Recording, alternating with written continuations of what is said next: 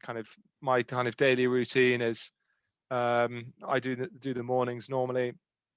So when he's up at kind of 7:30 or 6:30, it could be, kind of I'm up doing that morning feed because I'm a Mm. more of a morning person.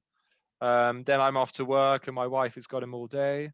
And then after work, at like 7:30, I'm I'm bathing him and then helping to put him to bed.